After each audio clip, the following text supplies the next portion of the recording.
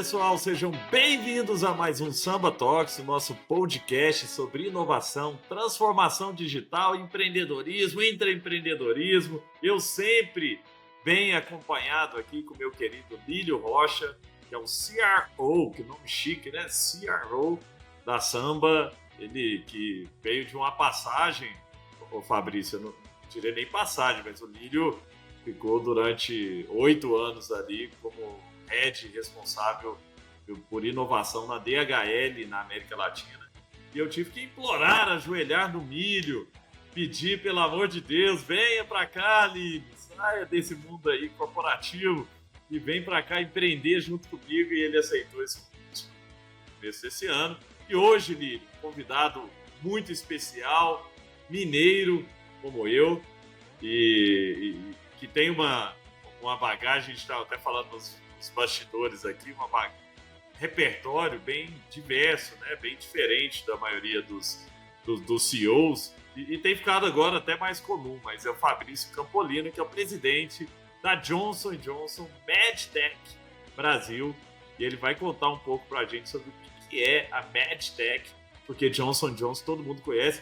Ô Fabrício, eu quando fiz SPM, Escola Superior de Propaganda e Marketing, eu tinha alguns professores que diziam, naquela época, 2000 e alguma coisa, no começo dos anos 2000, diziam que a Johnson & Johnson era a melhor escola de marketing do Brasil. Você quer aprender marketing na prática? Vai estagiar na Johnson & Johnson, vai trabalhar na Johnson & Johnson, porque os caras realmente sabem fazer consumer market como ninguém. Então tenho certeza que você tem uma bagagem dessa também, mas chegaremos lá. Eu queria, já te dando as boas-vindas, que você se apresentasse, né? Você que tem uma carreira interessante, né? Diversa, um repertório muito completo aí para o mundo de hoje, né? Como presidente aí você tem uma bagagem de tecnologia. Conta pra gente de onde você vem e como você chegou nessa organização tão admirada no mundo inteiro. Como é que você chegou no topo da Johnson & Johnson MedTech? Claro, Gustavo, antes de mais nada, é um prazer enorme estar conversando aqui com vocês. Eu acho que essa é uma oportunidade maravilhosa da gente estar compartilhando um pouquinho, né, nossa trajetória e, principalmente, eu acho que como a gente acredita que a tecnologia pode ajudar a gente a vencer os desafios da área da saúde. Falando um pouquinho, né, do meu caminho aí, que eu trilho nesses últimos quase 30 anos, eu sou mineiro aqui de BH, como você bem já adiantou, e eu comecei, né, minha jornada fazendo ciência da computação, tá, na UFMG. Naquela época lá não era muito comum fazer esse curso, e o que acabou me motivando a ir por esse caminho era uma curiosidade enorme que eu tinha de entender como que funcionava a mágica que eu via nos computadores, e essa curiosidade me levou a fazer o curso e, obviamente, me apaixonei por tecnologia, mas descobri, somente naquele ambiente da UFMG, com o professor Nísio e tantos outros, que empreendedorismo também era algo extremamente interessante, e aí eu vi que eu gostava muito de negócios também. E dentro, né, desse contexto, eu tive a oportunidade, na sequência, de fazer um MBA no IBMEC, em gestão de negócios, e aí acho que com essa formação, que na época, há cerca de 25 anos atrás, não era muito comum, acabou surgindo uma oportunidade para mim em São Paulo, para ir numa investida da Goldman Sachs, que estava abrindo uma startup para fazer internet data center, que era os primórdios do que a gente vê hoje, né, de cloud e computer. E foi um mundo completamente novo para mim, sair de BH e ir para esse mundo de startups em São Paulo. Então, às vezes a gente fica achando que as startups surgiram, né, nesses últimos anos, mas já naquela época tinha, né, um movimento muito forte, somente no final dos anos 90. E eu entrei dentro desse movimento. Eu lembro que quando me juntei à empresa, era um andar num prédio, quase passados 12 meses, já eram 4 andares. Então a gente via, né, a velocidade do crescimento, era um crescimento acho que de 40% ao mês, uma maluquice, você não conseguia nem entender muito bem o que estava acontecendo. Vários executivos vindo de diversas escolas, a Century, Xerox e né, HP, e eu aprendendo dentro daquele caldeirão lá e fazendo marketing, no caso, marketing de produto, crescendo dentro daquele ambiente, cada vez mais me apaixonando por tecnologia, mas também por negócio com marketing. Cheguei a ser gerente de produto sênior, e aí, naquela época, estourou a bolha, né, das dot-coms, que foi início dos anos 2000, e aí quando estourou aquela bolha, o dinheiro secou, né, as startups estavam, obviamente, crescendo bastante, mas com desafios de caixa, que eu acho que deve ser algo que muitos devem ter vivido, acho que nesses últimos anos, com esse contexto pós-pandemia. E aí, naquela época, eu já queria ir para os Estados Unidos fazer um mestrado, e aí a minha curiosidade era mais de tentar entender como é que o maior mercado do mundo era o que ele era, e acabei passando, fui fazer um MBA na Duke University, e dentro, né, desse MBA com especialização em marketing também, tinha também dentro da área da saúde. Foi uma experiência maravilhosa para mim, e aí que surge a Johnson & Johnson. Eles tinham um programa de recrutamento em universidades nos Estados Unidos para poder trazer talentos recém-saídos dos MBAs, e eu participei do processo e fui convidado a me juntar à empresa. E é curioso que naquela época eu tinha certeza que eu queria voltar para a tecnologia, telecom. Fiz também outros processos em grandes empresas de telefonia, passei na empresa que eu trabalhava, e com todo mundo que eu conversava, das opções que eu tinha, era interessante. Então eu falava, vai trabalhar na Johnson, vai trabalhar na Johnson. Inclusive pessoas das empresas que eu tinha recebido oferta, que eu tinha amizade. E aí com isso eu acabei voltando para o Brasil, trabalhando na Johnson & Johnson, saindo um pouco desse mundo da tecnologia, ainda que a área que eu vim atuar, que é de produtos para a saúde, que eu vou dar mais detalhes em seguida, é de alta tecnologia, mas um mundo totalmente novo da saúde. E aí em 2005 eu volto para o Brasil, me junto à Johnson & Johnson e começo a segunda parte dessa jornada. Eu vou fazer uma pausa aqui, só para a gente... Ô, Fabrício, e você já entra, quando você vem para Johnson & Johnson, você já vem para essa área de MedTech? Ou você entrou em outra divisão aí, dentro da organização? Sim e não, porque a divisão que eu tô é a mesma, mas ela é completamente diferente do que ela era 18 anos atrás. Então, naquela época ela chamava inclusive de Medical Devices, produtos para a saúde. E ela se transformou em MedTech tem uns 3 anos para cá. Qual que é a grande diferença entre o que ela era e o que ela se tornou? Que antigamente, quando eu entrei em 2005, ela fazia uma inovação extremamente relevante, mas nos produtos que a gente levava para o mercado. Então eu cheguei na época que a gente estava lançando o stent farmacológico, que revolucionou o tratamento na área de cardiologia intervencionista, né? A tecnologia anterior, ela tinha uma taxa de reoperação normalmente em torno dos 25% a 30%, que era o stent convencional, e aí chega o stent farmacológico, em que se colocava, né, uma droga em cima do stent, e essa taxa de recuperação cai para 3%. Então imagina, uma tecnologia que revoluciona completamente aquele tratamento, cai de uma taxa de recuperação de 30 para 3. E aí eu entro naquele momento lá e vejo várias outras grandes tecnologias chegando ao mercado, e eu me encantando de levar essa tecnologia e ver o benefício para os pacientes, para os cirurgiões que usavam aquela tecnologia, para o sistema de saúde de uma maneira geral. Só que isso é medical devices, porque a inovação estava muito concentrada no produto. Onde é que a gente se transforma em medtech? É quando a gente entende que só inovar em produto não é suficiente. É muito importante, mas não é suficiente. E aí a gente imagina que precisa inovar em todos os processos da empresa que se relaciona a esse produto. Então a gente precisa gerar transformação digital na nossa cadeia logística, que faça com que esses produtos cheguem nos hospitais. A gente precisa levar transformação digital para a nossa área de marketing com uma visão de omnichannel. A gente precisa levar a transformação digital criando soluções e serviços que que utilize os nossos produtos, utilizando o ecossistema de inovação aberta e por aí vai. E aí, nesse momento, ela se transforma de Medical Device em MedTech e coincide com o momento que eu passo a presidir, mas eu vou chegar lá ainda na minha trajetória. E falando das outras divisões da Johnson & Johnson, na época que eu entro, tinha a parte de Medical Devices, que é onde eu atuei durante esses 18 anos, tinha a parte de consumo, que você acabou de mencionar, que sempre foi muito forte no Brasil e que recentemente ela se tornou uma empresa independente, há cerca de 2 anos. Só uma dúvida aqui. A MedTech é um business majoritariamente B2B? Vocês vendem para empresas ou ele também tem um braço B2C ali para o consumidor? A gente tem um braço B2C, mas é muito pequeno. 95% é B2B.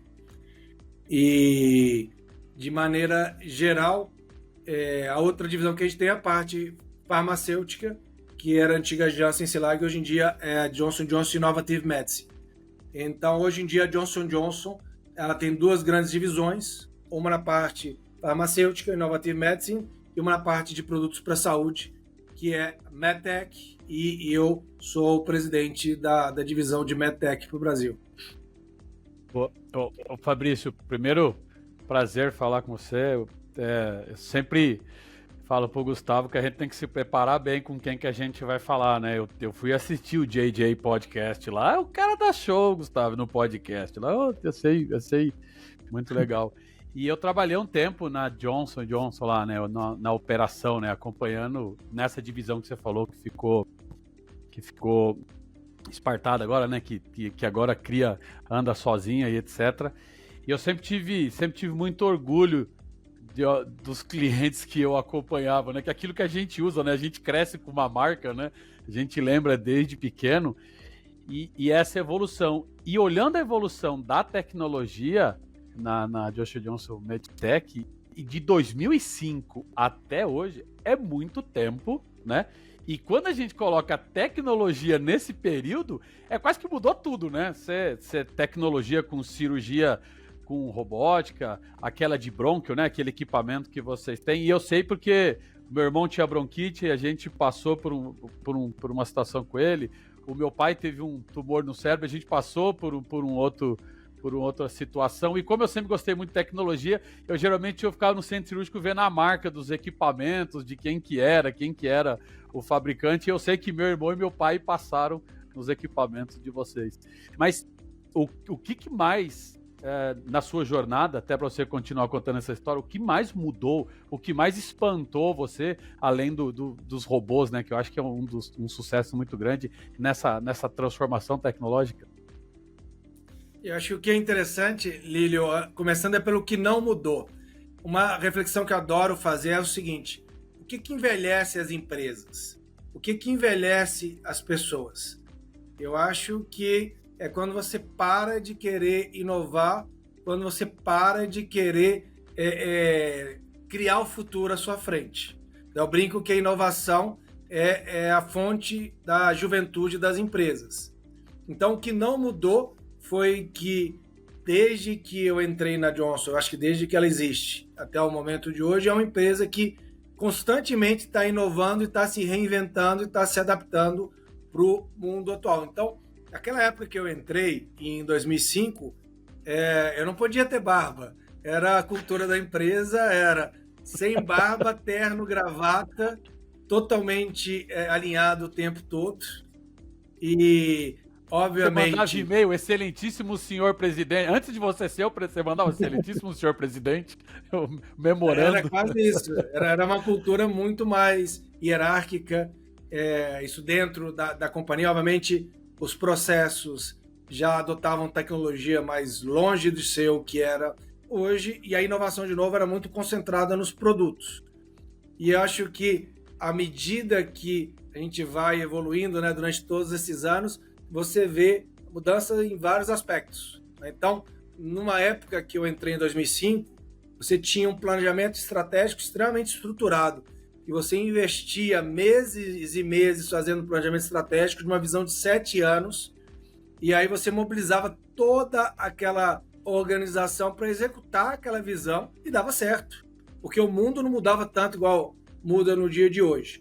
E você organizava a nossa estrutura em áreas muito bem definidas, em centros de excelência, com os nossos SLAs, ou seja, acordos de níveis de serviço entre as áreas e projetos com gestão de projetos, PMAs, né?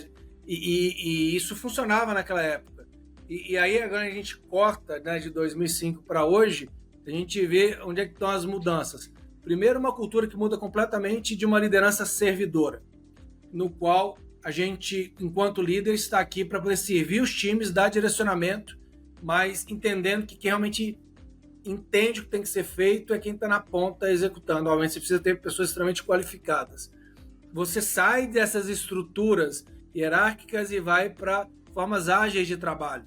Então, hoje em dia, mais ou menos, cerca de quase 40% do nosso time está organizado em squads ágeis.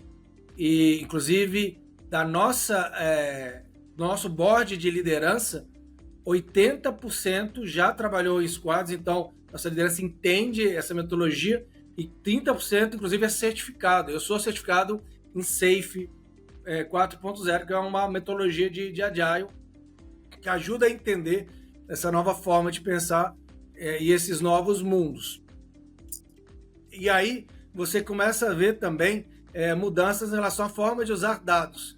Então você ia lá em 2005, quando eu entrei, óbvio que existia dados, mas os dados eram todos dentro dos departamentos, com muita dificuldade de gerar valor, extrair valor desses dados. Você vem para hoje em dia, você já tem uma evolução de você conseguir integrar dados de diversas áreas, da nossa área de educação continuada, com a nossa área de marketing, nossa área de eventos, e aí você consegue utilizar plataformas como, por exemplo, Treasure Data, que é uma plataforma de CDP, Customer Data Platform, para você integrar esses dados de uma forma que, independente da maneira que você identifique o seu cliente. Então, independente se o cliente está, por exemplo, interagindo com você no Instagram, com o ID dele do Instagram, ou por e-mail, com o e-mail dele, ou numa atividade de educação continuada, em que ele registra o nome dele, você consegue garantir que você entende que em todas essas interações esse cliente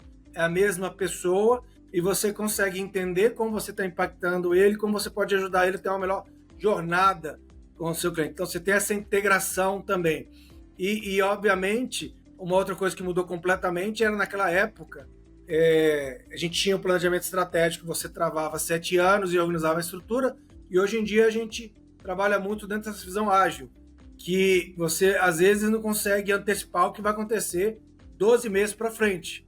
Então, o que você precisa é saber para onde você está indo, mas você tem que ir ajustando a rota o tempo todo, né? Eu fico trazendo, né, diversos exemplos. Quem que em 2022, em setembro de 2022, iria antecipar que a inteligência artificial generativa ia ter o impacto que a gente está vendo que ela está tendo nos negócios?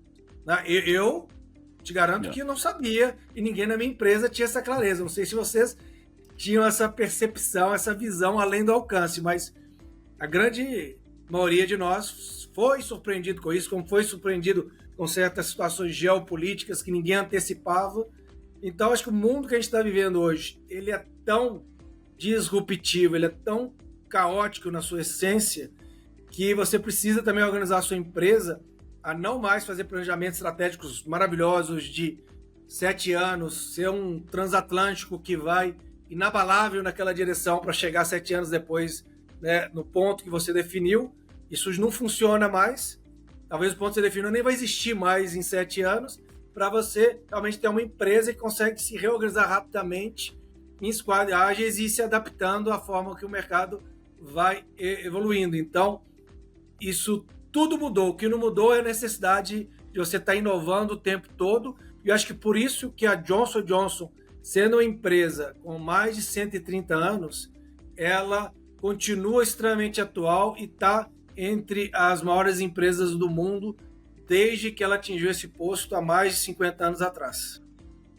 Ô Fabrício, muito legal o que você trouxe, porque é incrível o que vocês têm feito aí.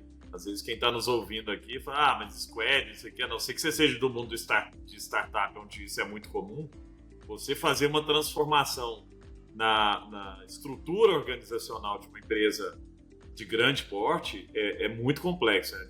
É porque você mexe com estrutura de poder também, né, Fabrício? Quando você vai para essa lógica da agilidade, ela tira um pouco do poder piramidal de decisão na mão de poucos e ele passa a ter decisão na mão das pessoas. Mas aí eu queria tocar num ponto aqui, né, que você está numa indústria onde geralmente gasta-se muito, investe-se muito em pesquisa e desenvolvimento, porque é uma indústria, né, onde você está falando de revoluções, grandes revoluções em áreas médicas e de saúde, e com competidores também na mesma lógica. O que tem mudado na lógica de desenvolvimento de produtos? Vocês têm usado inteligência artificial para acelerar algum processo? Vocês têm se conectado com startups? Como é que é a lógica? Porque eu imagino assim que, né, antigamente, às vezes o desenvolvimento de uma nova tecnologia podia demorar na área médica 10, 20, 30 anos às vezes, né? E hoje você tem potencial computacional para te ajudar a fazer cálculos mais rápidos, simular cenários. O que vocês têm usado de tecnologia para desenvolver produtos mais rápidos, para testar mais rápido, nessa lógica de MVP que as startups usam muito? Como é que uma gigante também consegue fazer mais validações gastando menos, né? Experimentando cenários diferentes? Sem dúvida, acho que um desafio que tem da área da saúde é que a gente está lidando com vidas, né? Então, todo esse processo de desenvolvimento de produtos ele tem que ser feito de uma maneira que, antes de mais nada, garanta a segurança, né, acho que de todos os pacientes. Acho que isso é uma coisa que muda fundamentalmente em relação ao mundo das startups de MVPs. Dito isso, isso não pode ser uma desculpa para a gente não estar sendo mais ágil e inovando. Eu acho que essa evolução que a gente vem falando, né, de uma forma mais tradicional de fazer as coisas para onde a gente está no mundo de hoje, eu acho que por duas perspectivas. A primeira perspectiva é na inovação de produtos, que ela acaba ocorrendo centralizada de uma maneira global, porque, obviamente, você conseguir alavancar uma escala global, você consegue ter um nível de investimento imensamente maior e criar um nível de inovação muito mais transformadora. E sempre, acho que desde que né, eu estou nesse mundo, sempre se capturou com clientes do mundo inteiro. Acho que a Johnson, com sua escala global, ela sempre envolveu os médicos, né, os nossos clientes aqui no Brasil, nesse processo de desenvolvimento de produtos, pegando os insights, os feedbacks, participando de boards mundiais. Isso não mudou, isso continua. Então, essa capacidade de capturar realmente o que importa, não só para os Estados Unidos, mas globalmente, desenvolver produtos de relevância para todos os lugares do mundo, isso se preservou. Eu acho que realmente o que muda muito é essa incorporação de inteligência artificial e de transformação digital para poder acelerar esses processos e começar a utilizar formas ágeis de trabalho também para poder tornar mais dinâmico esses processos. E aí a nossa crença é que com isso a gente consegue chegar mais rápido no mercado e com coisas tão transformadoras ou mais transformadoras como a gente sempre trouxe. Uma outra dimensão, que aí é completamente nova, é que nesse mundo da transformação digital a gente se permite também inovar aqui no Brasil nos processos e ajudando a gerar valor para o paciente. Então, se por um lado, com a forma que a gente sempre fez, com esse desenvolvimento global de tecnologias, eu trago um dispositivo aqui que vai melhorar os resultados no ato cirúrgico, para o resultado final daquele paciente, a gente consegue ir além desse ato cirúrgico. Então, por exemplo, a gente tem um case maravilhoso com o Hospital AC Camargo, no qual pacientes com câncer oncológico de colo retal, eles são com indicação de cirurgia. Eles fazem a cirurgia com a melhor tecnologia, com médicos extremamente capacitados, e aí eles têm um período de recuperação pós-cirúrgico, que pode ter complicações, né? Toda cirurgia pode levar a complicações. E, normalmente, esse paciente ele fica bastante inseguro. E aí essa insegurança, muitas vezes, faz com que ele fique mais dias internado no hospital antes de ir para casa. E quando ele vai para casa, não necessariamente ele sabe fazer melhores decisões em relação à sua saúde. Às vezes ele está evoluindo super bem e ele acaba, por incerteza, indo para a emergência do hospital de forma desnecessária. Às vezes ele precisaria ir para a emergência e não vai. E quando ele vai, aí você já tem uma situação que necessita uma intervenção de muito maior escala. E aí o que a gente fez? A gente desenvolveu uma linha de cuidado digital em parceria com uma startup que tem uma tecnologia de inteligência artificial que consegue conversar com os pacientes usando WhatsApp, SMS, o que ele já está acostumado a conversar, só que é uma conversa, não é chatbot que vai te mandar você está bem? Sim, aperta, manda 1, não, manda 2. Ele vai conversar mesmo. E aí o que a gente conseguiu com isso? Primeiro que os pacientes saíram 2 dias antes do hospital e vai para casa. Então você consegue, com isso, reduzir custos para o sistema. Segundo, esse paciente vai para casa e se sente cuidado. As palavras dele eu me senti cuidado em casa. Em casa, obviamente, ele está muito mais confortável. E aí essa conversa que vai tendo o tempo todo, que ele só sabe que está falando com uma inteligência artificial ou um ser digital, porque ele fala que é um ser digital. Se ele não falasse, ele ia achar que está conversando com uma pessoa do outro lado, vai dando tranquilidade para ele. E aí você tem um protocolo que a equipe lá fez que garante que qualquer sinal mais preocupante, ele encaminha o paciente imediatamente para a emergência. Então, por exemplo, de manhã cedo, ele entra em contato, né? Oi, Gustavo, como é que você está? Você dormiu bem? Mais ou menos. Dá uma olhada como é que está o líquido do seu dreno. Está meio amarelado. Você está com febre? Estou com uma febre alta. Então acho que é melhor você vir para emergência, que a gente precisa te olhar. E aí avisa a equipe de retaguarda, ele já recebe. Que legal, hein? É quase como se fosse um copiloto pós-cirúrgico ajudando o paciente a fazer melhores escolhas. E aí, com isso, o que a gente já documentou com 100 pacientes que a gente acompanhou numa fase inicial desse projeto? Foi conseguido reduzir em cerca de 40% os eventos adversos evitáveis. Inclusive, 6 fístulas, que são cirurgias de grande porte, foram evitadas, porque você pega logo no início e aí leva o paciente para a emergência, e aí na emergência eles conseguem fazer um tratamento conservador antes que aquela situação evolua e aí tenha que ser cirúrgica de novo. E o NPS é altíssimo, e então assim, é uma demonstração de como você consegue usar a tecnologia também para inovar, além do produto, mas melhorando os fechos clínicos e ajudando com o tema da sustentabilidade do setor de saúde. É muito interessante isso, Fabrício, que é ir além da tecnologia, né? E mais uma vez, quando eu falei para você, eu tenho alguns exemplos reais, né? A minha mãe é AVCzada. Minha mãe teve 7 AVCs em 2 anos, e dos 7, 4 foram comigo.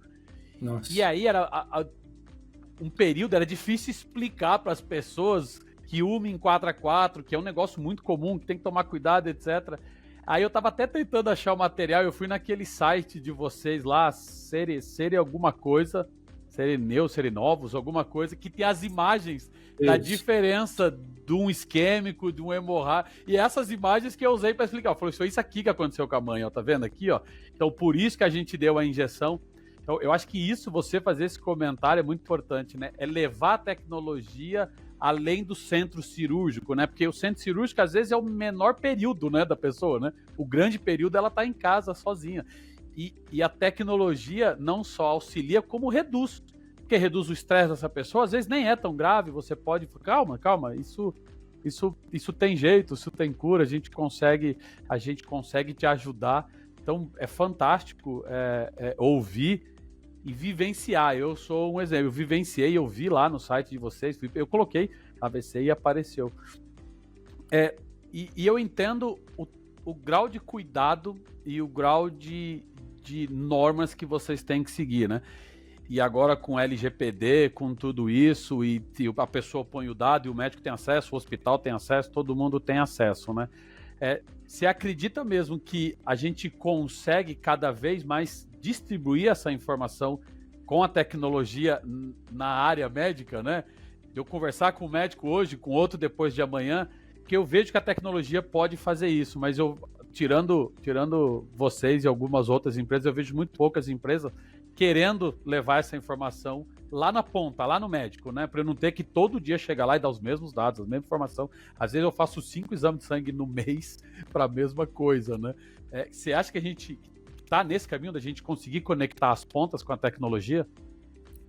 Alílio, esse é um excelente ponto, e isso não só é possível, como ele é necessário. A gente precisa realmente evoluir dentro do sistema de saúde, de integrar essas bases de dados que estão mais fragmentadas, e a interoperabilidade desses dados é algo que vai ser fundamental para a gente conseguir evoluir dentro do nosso sistema de saúde. E, especificamente, também é fundamental a gente garantir que esses dados são tratados da forma adequada. No exemplo que eu dei, por exemplo, a gente não tem acesso a nenhum dos dados das conversas entre o paciente e esse ser digital. Esses dados eles ficam 100% concentrados, né, no hospital e tratados, obviamente, com o máximo de sigilo e proteção. E a gente tem que garantir, primeiro, que tem o consentimento do paciente para que ele participe, obviamente, e tenha essas conversas com esse ser digital, mas também que esses dados dessas conversas sejam devidamente tratados. E esses dados que são gerados, especificamente dentro do hospital, eles são utilizados depois para melhorar esse processo, a linha de cuidado. Mas no seu ponto, né, isso são dados que estão dentro de uma ilha. E como que você consegue interconectar os dados que o paciente vai deixando em diversas interações com diversos prestadores da área da saúde para você garantir que você tem insights melhores e consegue dar um tratamento personalizado melhor para aquele paciente, mas também de uma maneira sistêmica. E essa é uma discussão que já vem acontecendo há muitos e muitos anos. É difícil de fazer ela realmente avançar, mas eu acho que a necessidade cada vez mais faz com que seja fundamental que a gente vá nessa direção. E aí você começa a ver, dentro da área da saúde, algumas empresas verticalmente integradas que conseguem utilizar esses dados de uma maneira a realmente gerar valor em termos de saúde para a população que eles atendem e para os indivíduos. E isso acaba se transformando numa grande vantagem competitiva desses sistemas verticalmente integrados. Mas em algum momento a gente vai ter que ter todos os dados de saúde, né, do paciente acessíveis a esse paciente, que provavelmente vai ter que definir quem que vai poder utilizar em quais circunstâncias e integrados de uma maneira mais sistêmica, anonimizada, para permitir criar políticas públicas ou melhorar a linha de cuidado. Um ponto que eu acho que é interessante também, que vale a pena destacar, que você falou de acesso, é o seguinte: o que eu descrevi dessa linha de cuidado digital com a C. Camargo, ele é possível de ser reproduzido com seres humanos, com enfermeiras navegadoras. Você consegue fazer a mesma coisa com a enfermeira navegadora. A diferença é a escala, porque o custo acaba fazendo com que seja proibitivo você ter esse cuidado o tempo todo com todos os pacientes através de uma enfermeira navegadora. Mas na hora que você joga a tecnologia, você amplifica a escala em 10 vezes. Então, se você tinha um grupo de enfermeiras navegadoras que conseguiria, talvez, dar esse serviço para 100 pacientes, você, com essa tecnologia, você multiplica por 10 e essas mesmas enfermeiras navegadoras vão conseguir alcançar 1000 pacientes, porque esse ser digital faz essa conversa do dia a dia e na hora que complica, aí chama a enfermeira navegadora. E aí que você vê essa colaboração entre homem e máquina, aumentando a produtividade de uma maneira exponencial e ajudando a gente a vencer esses desafios da área da saúde. E reduzindo o risco, né? que muitos, quando a gente fala nesse tipo, né, AVC, derrame, você consegue muito evitar, né, reduzir o risco se você acompanha, né, se você toma decisões rápidas, né? Sem dúvida. Coisa, Gustavo? Não, e assim, o Fabrício, eu lembro quando eu fui na Singularity, em 2014, funcionava lá dentro da NASA, uma das coisas que era muito falada lá na época era da hiperpersonalização da saúde. Que a saúde tenderia a ser muito mais personalizada, inclusive chegando no nível de, através de uma análise da sua genética, você ter medicamento específico para você. Né? Então, o que vai me tratar é diferente do que vai tratar outra pessoa. Mas eu ainda não vi isso acontecendo na prática. Assim. Aí eu queria a sua visão que está aí, né, por dentro da indústria. A gente está chegando perto desse lugar de ter tratamentos personalizados, de ter realmente... Eu entendo, assim, às vezes na oncologia você tem mais, né?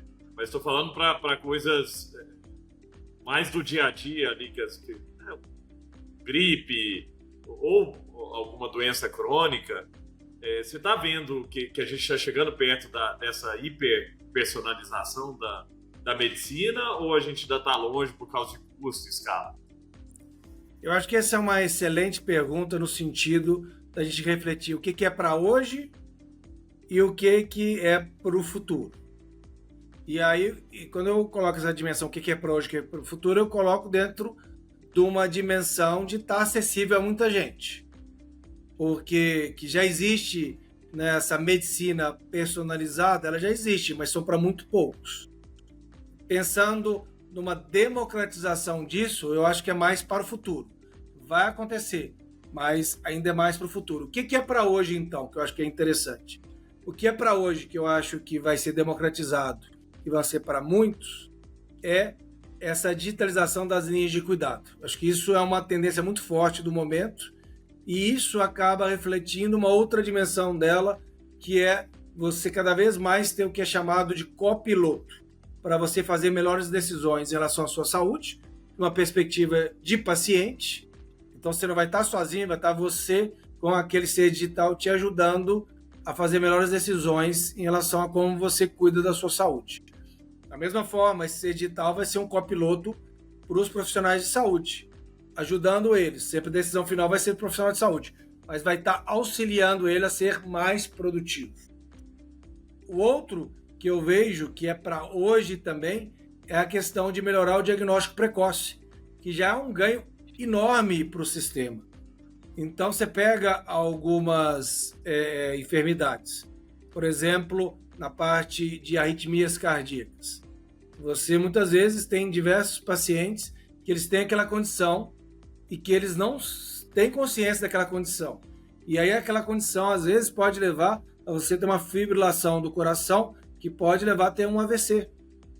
E às vezes, se você tem esse conhecimento dessa arritmia e trata ela, você evita situações como que o Lílio estava descrevendo, que são extremamente difíceis de vivenciar. Então, diagnóstico precoce também na área de câncer de pulmão. Como você pode utilizar a capacidade de inteligência artificial, tá monitorando o tempo todo, exames de imagem, tomografias, raio-x de pulmão e às vezes enxergar alguns tumores ainda muito iniciais que no dia a dia não seriam vistos. E você já encaminhar essas populações para serem tratadas e faz uma diferença enorme. Você começar a tratar um câncer de pulmão no estágio 1, o prognóstico é imensamente melhor do que você tratar ele no estágio 3 e 4. E muitas vezes demora em 2 anos já evolui do 1 para o 4. E se você não tiver processos ou tecnologia para permitir isso, você não consegue fazer com que a grande maioria da população chegue no estágio 1. E aí é um ponto super interessante. Por exemplo, o Japão é extremamente avançado em termos de processos. Lá eles apenas com processos, sem tanta tecnologia, conseguem que 70% dos cânceres de pulmão sejam diagnosticados em estágio 1 e 2, que é, de novo, um prognóstico 1000 vezes melhor. Você vai para o Brasil, é o contrário, 70% são diagnosticados em estágio 3 e 4. A gente já fez diversos esforços aqui para a gente tentar melhorar processos para a gente chegar próximo da realidade do Japão. Infelizmente, a gente nunca teve sucesso.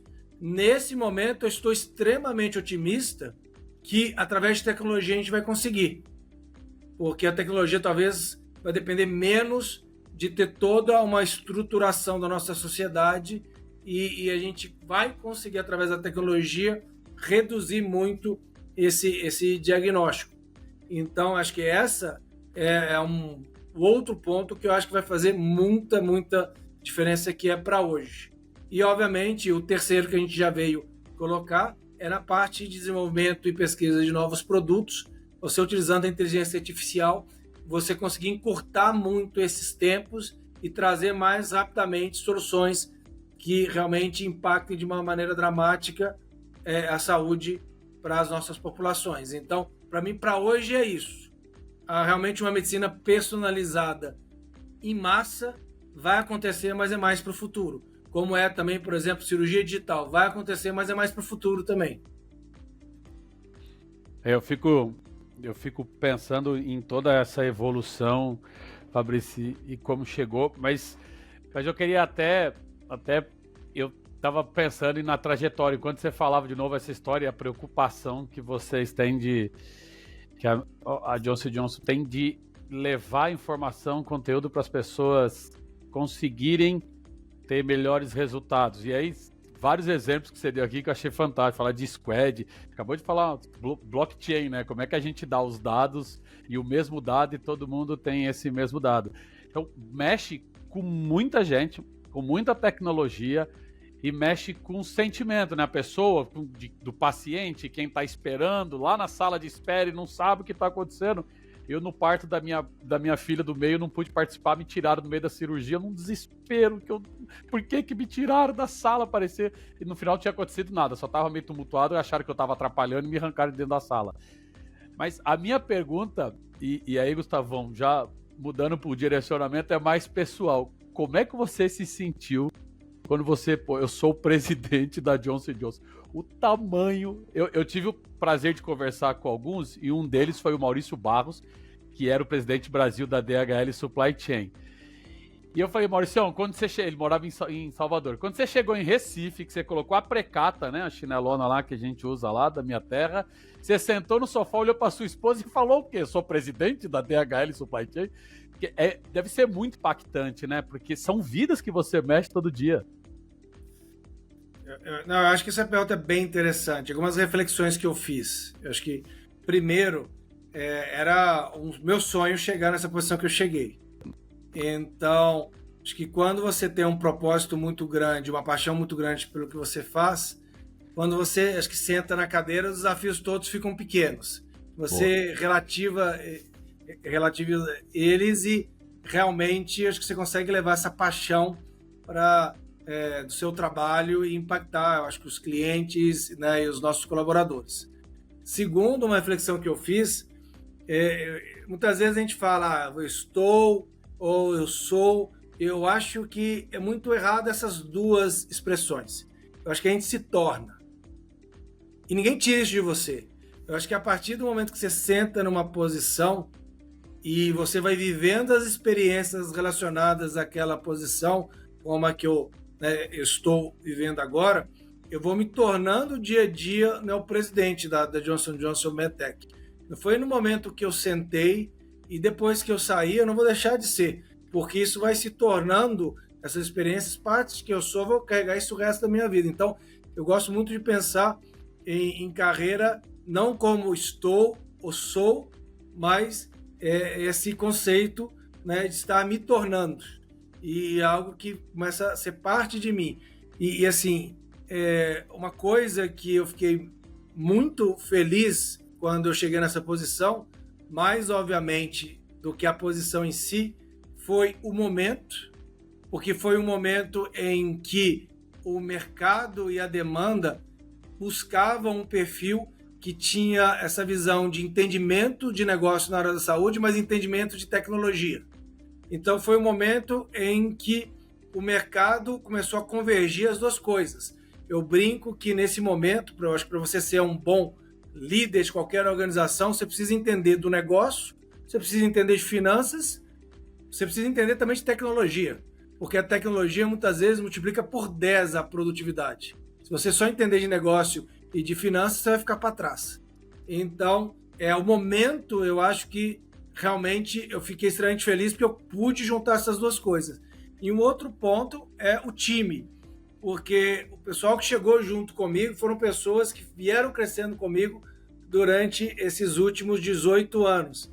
Então, na hora que eu sento e vejo, né, o meu time, eu vejo a organização e estar junto com eles, isso é uma coisa que me dá uma felicidade enorme. E principalmente o que me traz mais paixão nessa posição é a capacidade de transformação que a gente tem. Então, é uma transformação não só interna, mas também do mercado. Então, eu acho que isso ajuda o nosso propósito da Johnson, que é transformar a trajetória da saúde para a humanidade. Eu quero fazer isso para a humanidade que está sentada aqui no Brasil. E algo que realmente eu me dedico muito é como a gente consegue melhorar acesso para a nossa população, como a gente consegue reduzir desperdício, como a gente consegue melhorar desfechos clínicos, como a gente consegue levar esse sistema de saúde para ter melhores incentivos, para ter menos desperdício, ser mais produtivo e levantar bandeiras importantes. Então, por exemplo, algo que eu estou tendo o privilégio de puxar muito fortemente agora é o tema da sustentabilidade ambiental, que alavancando muito tecnologia para isso. Então, a gente começou a puxar um movimento junto com alguns parceiros nossos, por exemplo, de criar linhas verdes de entrega. Então, você usa a tecnologia para poder conectar, né, o sistema dos hospitais com o nosso sistema. Você começar, através disso, reduzir os níveis de estoques que tem. E assim, obviamente, o impacto de pegada de carbono. Você começa a reduzir o número de entregas de emergência. Você começa a fazer essa entrega através de veículos que utilizam energia limpa, veículos elétricos. Você começa também a colocar o que a gente chama de caixas retornáveis. E na hora que você consolida tudo isso, você começa a realmente usar a tecnologia também para promover sustentabilidade ambiental. E eu tenho o privilégio de estar sentado nessa cadeira e poder promover essa agenda e ver, né, a área da saúde realmente avançando dentro, né, dessa dimensão é algo que eu fico extremamente empolgado. E, como eu falei para vocês, eu não sou nem estou. Eu vou me tornando dia a dia, né, presidente da Johnson & Johnson Medtech. Ô, Gustavo, eu anotei aqui, viu? Eu me tornei CRO na Samba, que foram 2 anos do Gustavo. Não, me tornei, até anotei aqui. Boa, Fabrício. Não, muito bom, Fabrício. Fabrício, pra gente fechar esse bate-papo aqui, que tá super legal, conta pra gente, porque a gente tá vivendo um momento, eu não sei se a pandemia acelerou isso, ou se é um momento global em que saúde mental tem virado um grande problema. Ontem mesmo eu tive a conversa com o CIO de uma grande empresa que teve burnout. Tem sido muito comum no meu mundo aqui de empreendedorismo, é muito comum você ver empreendedores tendo burnout. Como é que é seu dia para que você tenha também essa capacidade, energia para executar, mas tempo para pensar em futuro e tempo para você, para sua família? Como é que você organiza o seu dia, né, para que você tenha essa disposição que você tem aí para fazer as coisas acontecerem? Eu acho que uma reflexão que eu fiz também, acho que durante essa jornada que eu venho, a gente vai aprendendo e melhorando nossa capacidade de ser produtivo. Eu fico brincando que é igual quando você começa a correr. Você começa caminhando, depois você vai trotando, depois você corre 5, e se você continuar essa jornada, você chega a correr 21. Eu acho que essa capacidade de você se tornar produtivo e conseguir ter alto impacto em várias dimensões da sua vida é algo que você vai construindo também passo a passo. E aí, acho que hoje em dia, o que eu realmente procuro cumprir é, primeiro, entender quais são as dimensões da minha vida que realmente são críticas. Por exemplo, questão de fazer uma atividade física, questão, né, de ter tempo com a minha família, questão de estar focando em temas de impacto social, diversidade e inclusão, focando em termos de negócio. Então, tenho muita clareza quais são as dimensões que realmente são importantes para mim E aí eu aplico de uma maneira realmente muito agressiva 80-20, Pareto.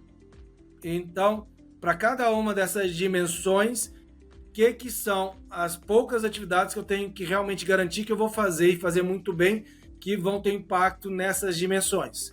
Então, por exemplo, no aspecto de saúde física, eu praticamente todos os dias dedico pelo menos 1 hora do meu tempo fazendo atividades entre aeróbico e musculação. E isso faz uma diferença muito grande para a minha energia. Alimentação, sono, preservar. Então, eu tenho muito claro para mim o que são os 80-20 dentro dessa dimensão. Mesma coisa para o negócio, mesma coisa social e família. E o outro aspecto que é fundamental é você ter redes de apoio, porque ninguém é super-homem ou super-heroína. Então, vai ter momentos que a gente vai estar muito bem, tem momentos que a gente não vai estar tão bem. Então, você ter redes de apoio te garante que você consegue não estar bem sem ser algo catastrófico. Do mesmo jeito, quando outras pessoas precisarem, você cumpre esse papel. E, finalmente, dentro da empresa, que eu acho que é fundamental, é você ter realmente uma equipe de altíssima performance. Porque, senão, você não consegue ser extremamente produtivo. Então, no final das contas, eu acho que você ter uma equipe de altíssima performance, você aplicar 80-20 realmente nas dimensões que são importantes na sua vida e você conseguir incorporando, né, todas as técnicas e dimensões para aumento de produtividade que você vai construindo durante a sua carreira, faz com que seja totalmente possível estar dentro, né, de áreas que têm uma demanda muito grande e você conseguir manter realmente uma vida equilibrada ou integrada à vida profissional e pessoal. Muito legal, hein? Muito bom. Pô. Tem um livro que eu li no final do ano passado, que chama A Única Coisa. Que ele fala muito disso, né? Assim, que a gente tem que focar em poucas coisas, porque geralmente é o que você está trazendo. Essas poucas coisas é o que mexe o ponteiro, é o que faz a diferença. E às vezes a gente gasta lá um tempão respondendo um monte de e-mail, participando de um monte de reunião, e no final do dia você não entregou nada de valor, porque fez, mas não focou naquilo que realmente mexe o ponteiro. E isso vale para dentro de casa, né? Eu tenho 3 filhos aqui e uma das coisas que eu aprendi, mais importante do que o tempo que eu passo com eles, é o tempo dedicado a eles, né? Então, o tempo onde eu não estou com o celular. Então, eu tenho agora, a gente tem as regras aqui no jantar, o celular está fora da mesa, né? Nos momentos que a gente está junto, sem celular, porque é isso que importa, né? Não é ficar muito tempo, mas o tempo inteiro distraído, conectado com um monte de coisa que não importa, que não faz sentido. Agora, eu gostei muito dessa dica, Fábio, de colocar, e isso é individual, né? Mas colocar o que são as suas grandes prioridades da vida. Existe desbalanceamento de vida pessoal e profissional em alguns momentos. Eu, como empreendedor, quando fundei a empresa, tive que focar muito, não tinha fim de semana, viajava toda semana. Até o meu segundo filho nascer, eu não parei uma semana em Belo Horizonte, viajava todas as semanas. E depois eu fui diminuindo, porque ninguém consegue também ficar andando em alta rotação o tempo inteiro. E é isso que você está trazendo, né? Depois a gente vai buscando o equilíbrio, mas em alguns momentos você tem que desequilibrar para alguns dos lados para que você possa ter equilíbrio lá na frente. Eu gostei muito desse bate-papo, Lili. Acho que foi repleto, é aquele papo bom porque ele é repleto de insights. Assim, tem muita coisa que você trouxe, Fabrício, que é legal, que fala sobre essa visão também ampla, sobre furar a bolha. Eu lembro de um professor de Stanford que falava que a gente vive numa echo chamber, né? Uma câmara de eco onde a gente escuta o que a gente fala de maneira ampliada. Então eu vejo muito a minha família, que é toda de médico, eu vejo que às vezes o médico casa com o médico, só sai com o médico, só vai em evento de médico. Muitas vezes o que ele precisa é saber sobre marketing digital também. É saber sobre AI generativa. Não é ser especialista nisso, né? Mas pelo menos ter uma visão mais ampla, que é assim que a gente consegue trazer inovação, e é o que você tem mostrado. As inovações que você tem trazido para o negócio da Johnson & Johnson MedTech vem desse repertório amplo. Se fosse um repertório restrito de eu só sei coisa da área médica e tal, possivelmente você seria um bom executor, mas não um bom planejador ali, um estrategista, né? Você precisa ter uma visão mais ampla. Adorei, viu, Lírio? Você gostou desse papo? Nossa, Fabrício, ó, uma aula de verdade, eu anotei. Eu fico muito feliz da quantidade de vezes que você falou cultura, líderes, pessoas, e pensar no próximo. De verdade, eu adorei por causa disso. São pessoas assim, a gente sempre busca em quem se espelhar, né? E quando a gente encontra a pessoa que está transformando, e gente real, né? Eu tô cansado de ter que me espelhar em alguém que está muito longe, Fabrício. Ter gente perto assim é muito bom.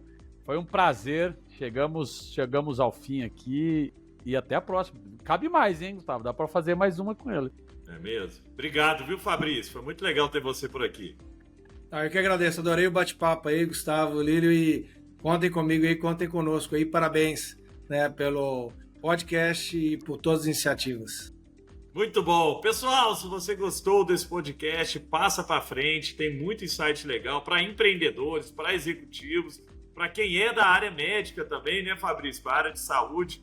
Minha família, com certeza, vou passar para o meu pai, que vai espalhar ali para a família toda, porque a gente precisa ouvir cabeças diferentes, ter visões diferentes do mundo, e o Fabrício mostrou aqui que é possível fazer grandes negócios, grandes revoluções, grandes inovações, pensando simples e fazendo simples também, junto com pessoas, olhando para o cliente, próximo lá da ponta, às vezes sair do escritório e ir para o mundo real. Muito que o Lírio faz aqui na Samba é ir para a fábrica. O Lírio, Fabrício, é desses que vai em fábrica visitar cliente e dá problema na máquina do cliente, ele entra na máquina, sai cheio de graxa, sabe? Ele gosta desse negócio. É isso que faz a diferença, é isso que engaja, e é isso que gera, né, inovações que resolvem problemas reais. Um abraço, pessoal, e até a próxima.